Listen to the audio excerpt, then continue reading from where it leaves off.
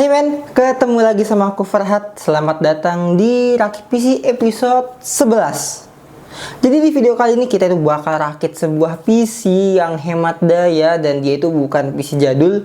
Dan yang pasti budgetnya ini tuh masih lumayan murah ya, ada di 3 jutaan.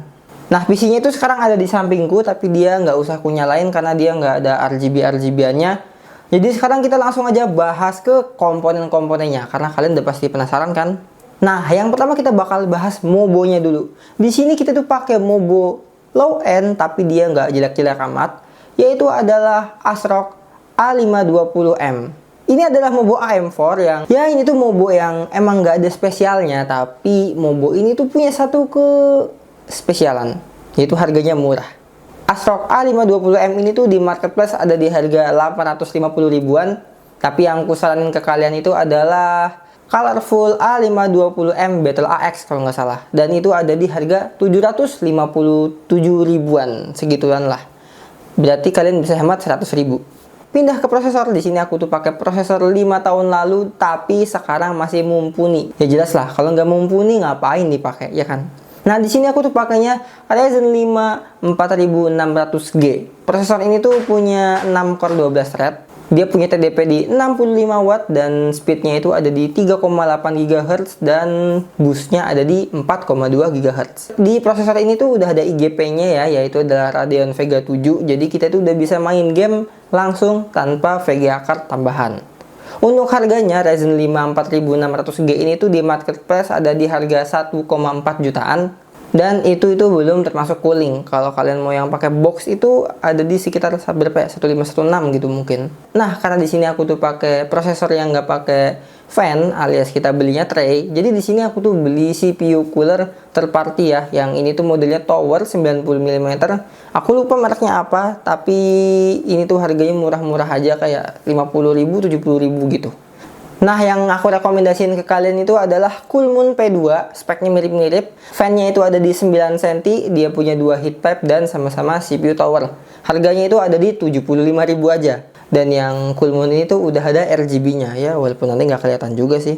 Lanjut untuk RAM, di sini aku tuh pakai RAM dari T-Cred yang apa sih? T-Cred apa ya? T-Cred klasik.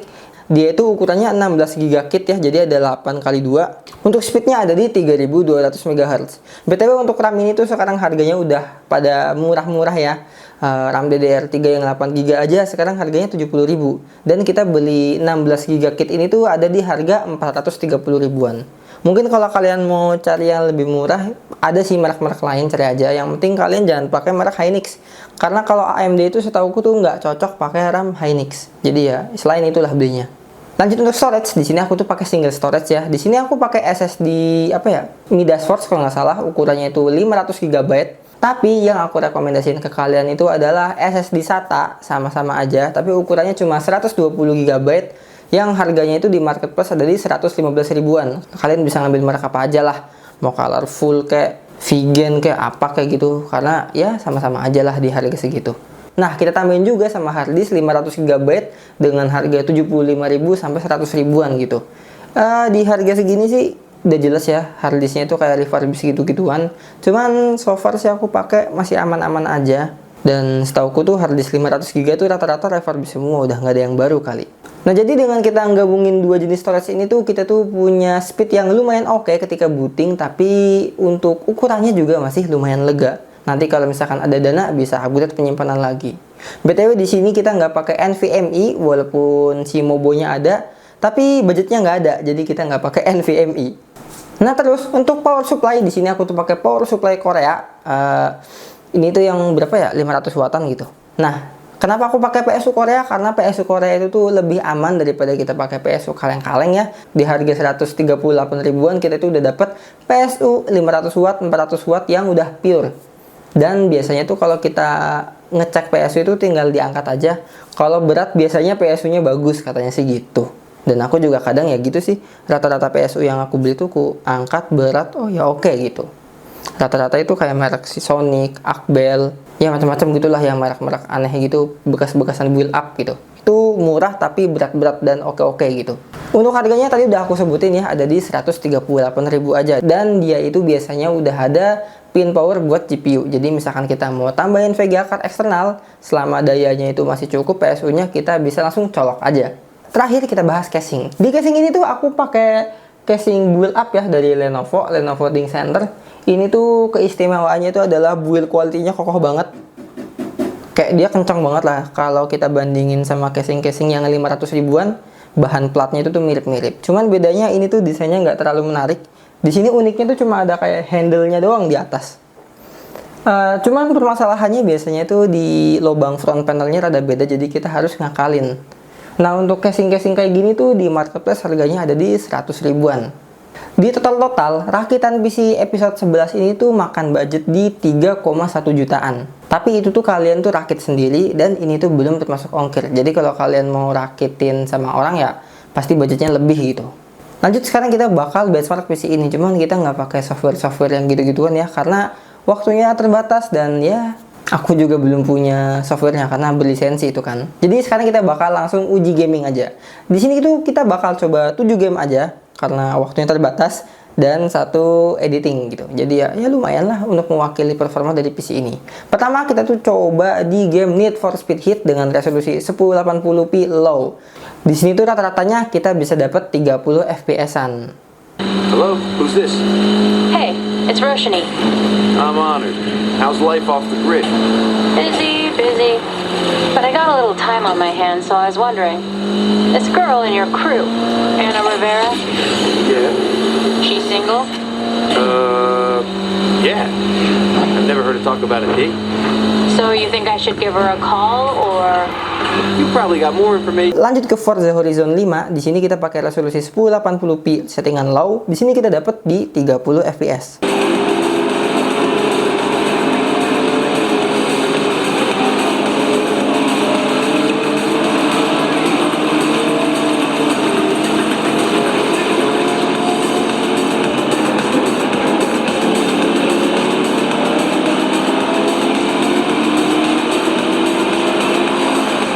Di Spider-Man Miles Morales juga sama, kita pakai di resolusi 1080p low, kita dapat di 30 fps.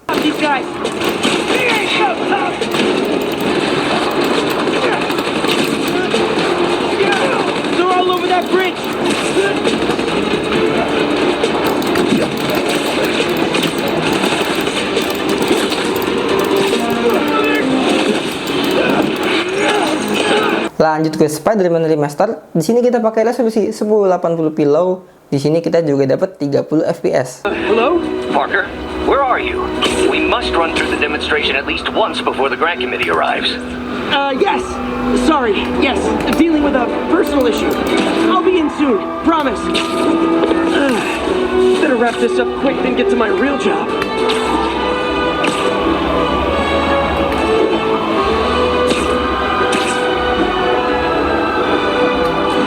Nah, sekarang kita lanjut ke game Stray, game coaching nih. Di sini kita pakai resolusi 1080p low. Kita di sini tuh bisa dapat di 35 fps.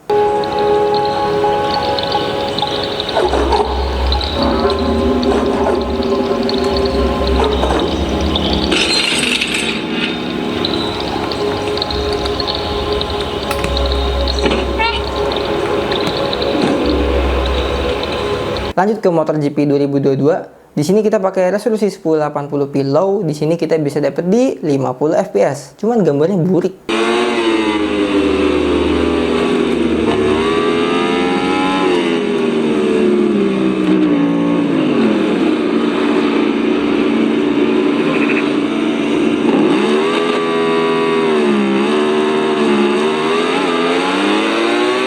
Yang terakhir kita coba di game WRC 10. Di sini kita pakai resolusi 1080p low. Di sini kita dapat cuma di 25 fps, tapi masih playable.